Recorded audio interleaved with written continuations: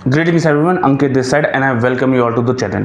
पिछली वीडियो में हमने जो रिटायरमेंट प्लानिंग की डिस्कशन चालू करी थी उसमें हमने बेसिक कॉन्सेप्ट्स वगैरह समझे थे। तो उसी वीडियो को हम आगे बढ़ाते हैं, उसी चर्चा को हम आगे बढ़ाते हैं और इस वीडियो के अंदर हम जानते हैं कि क्या क्या स्ट्रेटेजीज अवेलेबल है हमारे पास इस पर्टिकुलर कॉन्सेप्ट के रिगार्डिंग। पहली स्ट्रेटेजी है फिक्स रियल विड्रॉल, यानी सीधा साधा और प्रेडिक्टेबल कैश फ्लो वाला रास्ता। ये सबसे ज्यादा सरल, सबसे ज्यादा पारंपरिक और सबसे ज्यादा अपनाई जाने वाली विड्रॉल स्ट्रेटेजी है। हर साल एक इन्फ्लेशन एडजस्टेड अमाउंट निकाला जाता है ताकि आपकी जो जीवन शैली है उस पर कोई असर ना पड़े। यह स्ट्रेटेजी दो चीजों का ध्यान रखती है। पहला, कि आपका जो स्टैंडर्ड ऑफ लिविंग है उसको बनाए रखा जा सके। दूसरा, एक स्थिर और भरोसेमंद कैश फ्लो देने का जो कि बिल्कुल एक पेंशन या सैलरी की तरह हो। उदाहरण के लिए मान लीजिए आपने 4 लाख रुपए सालाना विड्रॉल से शुरुआत करी और महंगाई दर है 6%। दूसरे साल 4,24,000 यानी 4 लाख प्लस 6% इन्फ्लेशन, 4,24,000 रुपए आप निकालेंगे। तीसरे साल 4,49,000 और ऐसे ही हर साल विड्रॉल आपका बढ़ता रहेगा इन्फ्लेशन के हिसाब से ही, यानी हर साल आपकी इनकम भी बढ़ती रहेगी। ये स्ट्रेटजी आपको महंगाई के पीछे नहीं गिरने देती। इसका फायदा एक प्रेडिक्टेबल इनकम, हर महीने एक फिक्स्ड अमाउंट बिना किसी गैस वर्क के। इससे प्लानिंग आसान हो जाती है, बजट के अंदर क्लैरिटी आपको मिल जाती है। तीसरा जो इसका फायदा है वो है पीस ऑफ माइंड। कितना पैसा निकालना है इसका सवाल कभी नहीं उठता है। चलिए अब आपको इसको एक एग्जांपल से समझा देता हूँ। इसको अगर आपने समझ लिया तो सेफ विड्रॉल रेट का पूरा कॉन्सेप्ट आप समझ जाएंगे। एग्जांपल है, मेरे पास 1 करोड़ रुपए का कॉर्पस है और मैं इनिशियल विड्रॉल रेट लेता हूँ 3.5% का। इन्फ्लेशन रेट है 6%, तो पहले साल में 3.5% निकालूंगा और उसके बाद हर साल 6% का इन्फ्लेशन जोड़ के विड्रॉ करूंगा। म्यूचुअल फंड का रिटर्न मैंने 12% CAGR का लिया है और सीनियर सिटीजन FD रेट है 7.5%। एसेट एलोकेशन मेरे पास रहेगा 60% पैसा मेरा FD में इन्वेस्टेड रहेगा हमेशा और 40% म्यूचुअल फंड में। और हर साल के एंड में मैं विड्रॉ करने के बाद जो भी पोर्टफोलियो की वैल्यू आएगी उसको दोबारा 60-40 के रेशियो में रीबैलेंस कर दूंगा। तो पहले साल जो पैसा मुझे निकालना है वो है 3,50,000। अब 60 लाख रुपए की FD के ऊपर 7.5% का इंटरेस्ट हुआ 4,50,000 रुपए। दूसरी ओर म्यूचुअल फंड में 12% का रिटर्न आया तो उसकी वैल्यू भी 40 लाख से बढ़ के अब 44,80,000 हो गई है। मैं सबसे पहले FD के इंटरेस्ट से अपना विड्रॉल की रिक्वायरमेंट पूरी करने की कोशिश करूंगा। तो निकालने थे 3,50,000 रुपए और मुझे मिले हैं 4,50,000 रुपए का इंटरेस्ट। तो इसमें तो सीधा सीधा 3,50,000 रुपए FD से चले जाएंगे। अब FD की जो वैल्यू रह गई आफ्टर ऑल द विड्रॉल वो रह गई 61 लाख रुपए और म्यूचुअल फंड से 44,80,000 की। दोनों को मैं ऐड करूं तो पोर्टफोलियो की टोटल वैल्यू आती है मेरे पास 1,05,80,000। अब इसको मैं 60-40 के रेशियो में डिवाइड करूंगा पोर्टफोलियो को रीबैलेंस करने के लिए। तो FD की जो वैल्यू आ जाएगी आफ्टर रीबैलेंस वो है 63,48,000 और म्यूचुअल फंड्स हो जाएंगे 42,32,000 और यही चीज हर साल चलेगी। दूसरे साल का एग्जांपल लेते हैं। दूसरे साल विड्रॉल रेट चाहिए 3,50,000 रुपए प्लस 6% यानी 3,71,000 रुपए दूसरे साल मेरे को चाहिए। दूसरे साल 63,48,000 की जो FD थी उसके ऊपर जो मेरे को इंटरेस्ट आया 7.5% के हिसाब से वो आया 4,76,000 रुपए। म्यूचुअल फंड की वैल्यू अब 42 लाख से बढ़ के हो गई 47 लाख। तो फिर से FD के इंटरेस्ट से ही मेरा पूरा काम हो जाता है, तो मैं म्यूचुअल फंड को टच ही नहीं करूंगा। लास्ट में विड्रॉ करने के बाद जो FD की वैल्यू आई वो 64,53,000 रुपए और म्यूचुअल फंड 47,40,000। दोनों को दोबारा से जोड़ दूंगा, पोर्टफोलियो की टोटल वैल्यू 1,11,93,000 और फिर से इसको रीबैलेंस कर दूंगा 60-40 के अंदर। तो इसको करने के बाद अब जो FD की मेरी करंट वैल्यू है वो 67,16,000 और म्यूचुअल फंड्स हो जाएंगे 44,77,000। तीसरे साल सेम स्टोरी, 3,93,000 निकालने थे। FD का इंटरेस्ट आ गया 5,03,000 रुपए।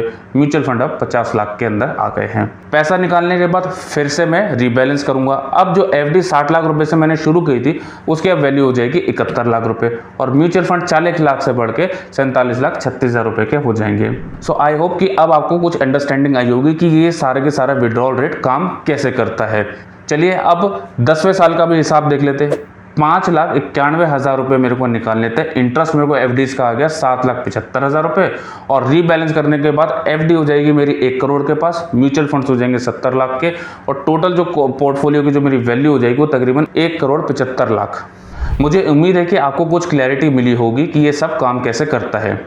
आगे जो भी स्ट्रेटजीज हम डिस्कस करेंगे वो ऐसे ही वर्क करेंगी, बस उनकी जो स्पेसिफिक कंडीशंस हैं वो चेंज होती रहेंगी। कहीं विड्रॉल को इंक्रीज करना है तो कहीं पे उसको रिड्यूस करना है, कहीं इन्फ्लेशन एडजस्टमेंट को छोड़ना है।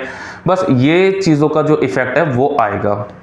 ऑब्वियसली ये एक हाइपोथेटिकल एग्जांपल है ताकि आपको कॉन्सेप्ट क्लियर हो सके। रियल में ये सब इतना आसान नहीं है, मार्केट कभी लीनियर रिटर्न नहीं देती है, हमेशा रिटर्न्स में अप एंड डाउन होता है, sequence of return risk play करता है। फिर आती है बात एफडी की, तो एफडी के अंदर भी री इन्वेस्टमेंट रिस्क होता है। आप देखिए एफडीआर को आप 5 साल के लिए मैक्सिमम कर सकते हैं, उसके बाद आपको फिर से एफडीआर करना पड़ेगा। आज बेशक से आपको 7.5% का इंटरेस्ट मिल रहा हो, लेकिन फ्यूचर की तो कोई गारंटी है नहीं, हो सकता है आपको लो इंटरेस्ट रेट के ऊपर भी अपनी एफडी को दोबारा से रिन्यू करना पड़े 5 साल के बाद। वापस आते हैं स्ट्रेटेजी के ऊपर। अब ये स्ट्रेटेजी फुल प्रूफ नहीं है, इसमें कुछ कमियां भी हैं। तो इस स्ट्रेटेजी की जो सबसे बड़ी कमी है वो ये कि मार्केट क्रैश और सीक्वेंस ऑफ रिटर्न रिस्क के चलते पोर्टफोलियो प्री मैच्योर डिप्लीशन का शिकार भी बन सकता है आपका। वहीं इसका उल्टा, अगर मार्केट सुपर परफॉर्म करे तो ज़्यादा पैसा बनेगा, जाहिर सी बात है, लेकिन जो आपकी कंजम्पशन है वो तो फिक्स्ड है, वो तो रिजिड है, यानी आप अंडर कंज्यूम करेंगे, अंडर कंजम्पशन होगी। तो फिर सवाल उठता है कि ये स्ट्रेटजी है किसके लिए? ये स्ट्रेटजी उन रिटायरीज के लिए बेहतरीन है जो प्रिडिक्टेबल, टेंशन फ्री इनकम चाहते हैं और मार्केट की जो उथल पुथल है, जो वॉलेटिलिटी, उससे थोड़ा सा दूर रहना चाहते हैं। चलिए दूसरी स्ट्रेटजी की ओर चलते हैं, और दूसरी स्ट्रेटजी है skip inflation adjustment after portfolio loss. थोड़ा रुको, थोड़ा संभलो। ये स्ट्रेटजी पिछली वाली का ही अपग्रेडेड वर्जन है। अगर किसी साल पोर्टफोलियो का रिटर्न नेगेटिव होता है या लॉस आता है पोर्टफोलियो में, तो विड्रॉल को इन्फ्लेशन के अकॉर्डिंग नहीं बढ़ाएंगे, यानी कोई भी इन्फ्लेशन एडजस्टमेंट नहीं होगी, हमें उसको इग्नोर करके चलना होगा। एग्जाम्पल, पोर्टफोलियो 1 करोड़ का था, आपने 4 लाख रुपए निकाले 4% विड्रॉल रेट के हिसाब से। नेक्स्ट ईयर मार्केट एकदम से नीचे गिर गई और 15% का घाटा दिखाने लग गया पोर्टफोलियो, जिसकी वैल्यू अब 1 करोड़ थी, वो अब 85 लाख रुपए आ गया। इन्फ्लेशन था 6% का, तो नॉर्मली आपको 4 लाख प्लस 6% इन्फ्लेशन यानी 4,24,000 रुपए निकालने चाहिए थे, लेकिन यहाँ पे आप इन्फ्लेशन को इग्नोर करके सिर्फ और सिर्फ 4 लाख रुपए ही निकालोगे, और ये जो 24,000 रुपए एक्स्ट्रा है इनको इन्वेस्टेड ही रहने दोगे। जब रिकवरी आएगी तब पोर्टफोलियो की वैल्यू भी ज़्यादा रहेगी, क्योंकि हमने ये 24,000 छोड़ दिए थे कंपेयर टू अगर हम इन्फ्लेशन एडजस्ट करके इस पैसे को निकाल लेते। इससे कंपाउंडिंग भी ज़्यादा होगी और पोर्टफोलियो की जो लॉन्जेविटी है वो भी बढ़ेगी। तो इस मेथड का क्या फ़ायदा है? पहला तो ये कि पोर्टफोलियो पर जो डबल प्रेशर पड़ रहा था, एक तो जब मार्केट गिर गई वो, प्लस जो आप इन्फ्लेशन को एडजस्ट करके बढ़कर पैसा निकाल रहे थे, तो उस प्रेशर से बच जाता है। दूसरा, मार्केट रिकवरी का टाइम मिल जाता है। तीसरा, ओवर टाइम जो कंपाउंडिंग होती है उससे जो लॉन्जेविटी है पोर्टफोलियो की वो बढ़ जाती है। ये स्ट्रेटजी उनके लिए बेस्ट है जो कि फ्लेक्सिबल रहना चाहते हैं, जो फ्लेक्सिबिलिटी को एक्सेप्ट करते हैं और मार्केट के मूड के अकॉर्डिंग अपने जो विड्रॉल्स है उसको एडजस्ट करने के लिए तैयार हों।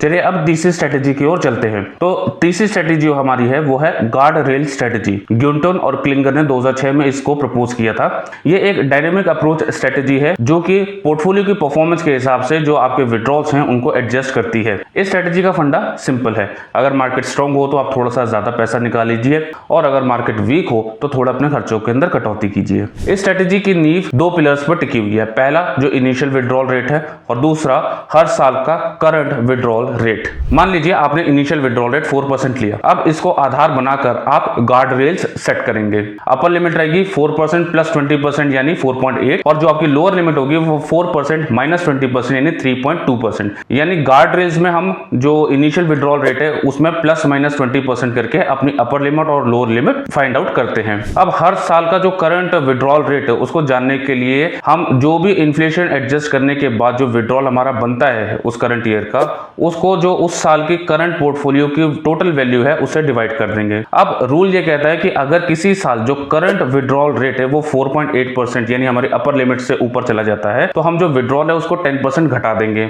उसके उल्टा अगर जो है हमारा जो विड्रॉल करंट विड्रॉल रेट आता है वो 3.2% से नीचे आ जाता है, तो उस साल हम 10% एडिशनल विड्रॉल करेंगे। इसको एक एग्जांपल से समझते हैं। पहले साल पोर्टफोलियो की जो वैल्यू थी वो 1 करोड़ थी, आपने 4% का विड्रॉल रेट चूज किया और 4 लाख रुपए निकाले। साथ ही साथ आपने इस 4% के हिसाब से अपने गार्ड रेल्स को भी सेट कर लिया। अब पहला सिनेरियो आता है जब मार्केट बूम होती है, मार्केट स्ट्रांग होती है, और जो आपका 1 करोड़ का पोर्टफोलियो अगले साल ही वो 1 करोड़ 40 लाख का हो जाता है। तो पिछले साल आपने 4 लाख रुपए का विड्रॉ किया था, इन्फ्लेशन था 6% का, तो न्यू विड्रॉल बनता है 4,24,000 का। अब इस 4,24,000 को आप 1.4 CR से जब डिवाइड करेंगे तो करंट ईयर का जो विड्रॉल रेट निकल कर आता है वो 4% नहीं, वो आता है 3.03%, जो कि बिलो है है 3.2% के, हमारे जो गार्ड रेल्स की लोअर लिमिट थी उससे नीचे।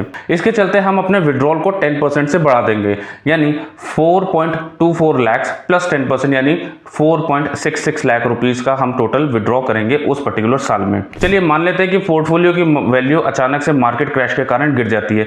अब जो 1 करोड़ का पोर्टफोलियो तो वो गिर के 70 लाख रुपए का रह गया।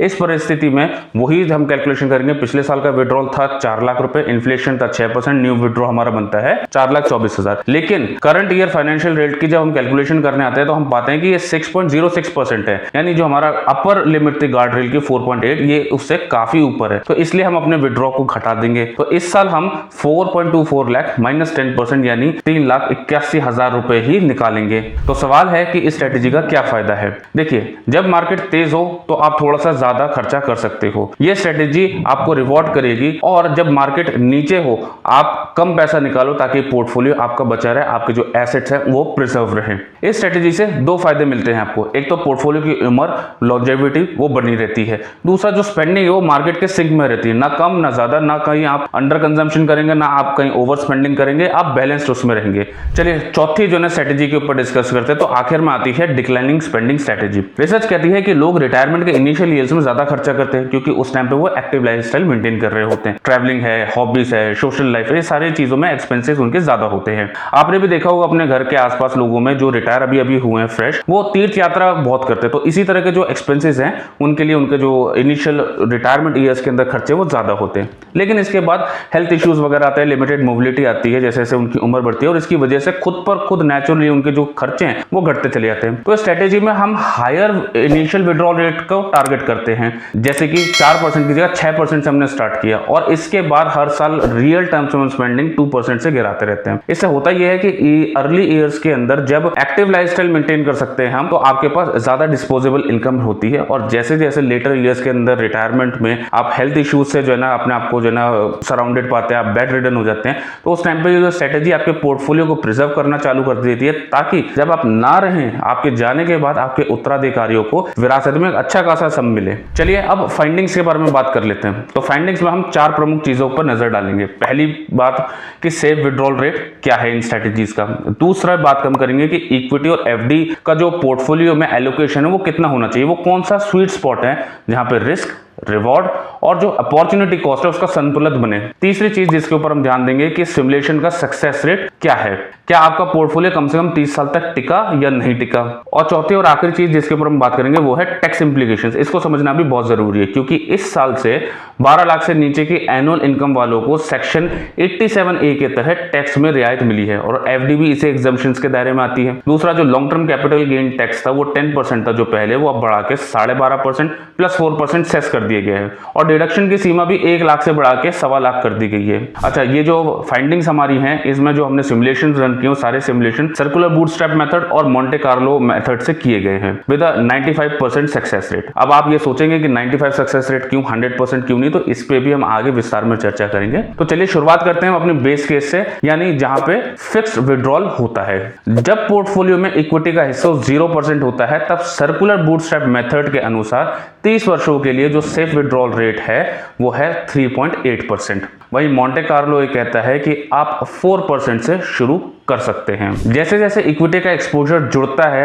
आपके पोर्टफोलियो में वैसे वैसे जो विड्रॉल रेट है वो भी बढ़ता जाता है। यह बात दर्शाती है कि इक्विटी की जो वेल्थ क्रिएशन कैपेसिटी है उससे आपके हाथ में एक्स्ट्रा डिस्पोजेबल इनकम आती है और आप इसलिए शुरुआत के अंदर एक थोड़ा सा एग्रेसिव स्टांस, एक एग्रेसिव अप्रोच ले सकते हैं। विड्रॉवल रेट 3.8% से बढ़ के 4.2% तक चला जाता है जब इक्विटी का एलोकेशन 30% तक होता है एज पर सर्कुलर बूटस्ट्रैप। और मोंटे कार्लो एनालिसिस के अनुसार 10% इक्विटी जहां पे होगी वहां पे आपका जो रेट है वो 4% से बढ़ के 4.1% तक चला जाएगा। लेकिन इसके बाद दोनों ही मेथड्स में एक कॉमन पैटर्न उभरता है, जैसे जैसे फर्दर इक्विटी एलोकेशन बढ़ता है वैसे वैसे जो विड्रॉल रेट है आपका वो धीरे धीरे नीचे आना शुरू होता है। यह बात साफ बताती है कि इक्विटी वेल्थ क्रिएशन जरूर करती है, साथ ही साथ जो पोर्टफोलियो की टर्मिनल वैल्यू होगी वो भी बेहतर होगी, पर साथ ही साथ आपको हाई वॉलेटिलिटी का भी सामना करना पड़ेगा। पड़ेगा और उससे जो इंट्रोड्यूस होगा सीक्वेंस और रिटर्न रिस्क वो भी आपको झेलना पड़ेगा। और इन्हीं रिस्क से निपटने के लिए आपको विड्रॉल रेट को घटकर एडजस्ट करके नीचे लाना पड़ेगा। कितना नीचे लाना पड़ेगा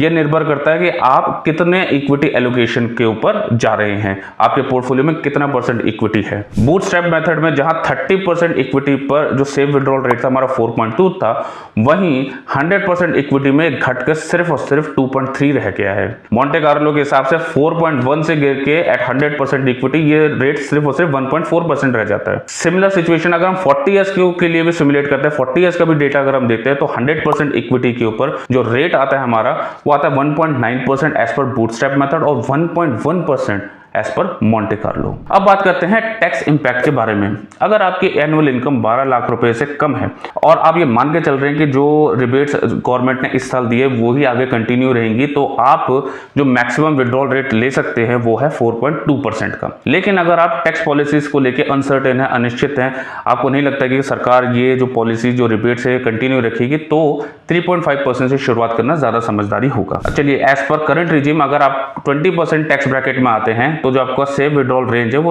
3% से 3.5% होगी, और अगर आप 30% के ब्रैकेट में आते हैं तो घटकर 2.7 से लेकर 3.2% तक रहेगी। तो एक बात तो बिल्कुल स्पष्ट हो जाती है कि contrary to popular belief in India कि equity means more money in hand, ये बात हर बार सच नहीं होती। आपको आपके पोर्टफोलियो के अंदर एफडी की भी जरूरत है जो कि उसको स्टेबिलिटी और प्रिडिक्टेबल कैश फ्लो दे, क्योंकि जैसे जैसे इक्विटी एलोकेशन बढ़ता है वैसे वैसे विड्रॉल रेट नीचे आने लगता है। और जब एफडी का एलोकेशन 30 to 40% से कम हो जाता है तो ये प्रभाव और भी ज्यादा दिखना साफ शुरू हो जाता है। अब सवाल उठता है कि हम कितना % एफडी और कितना % इक्विटी रखें फॉर ऑप्टिमल रिजल्ट्स। तो मल्टीपल स्टडीज के अनुसार जो मॉडेस्ट इक्विटी एलोकेशन है वो है 20 to 50% की रेंज के अंदर। Again depending upon your goals and targets, आप क्या अचीव करना चाहते हैं। जो मॉडेस्ट इक्विटी रेंज है वो ये 20 to 50% की रेंज में है। यही वो जगह है जहां पे आपको मैक्सिमम बेनिफिट मिलेगा। आपकी जो स्पेंडिंग टू एंडिंग रेशियो है वो संतुलित रहेगी। जहां तक बात रही इक्विटी हैवी पोर्टफोलियोज की जहां पे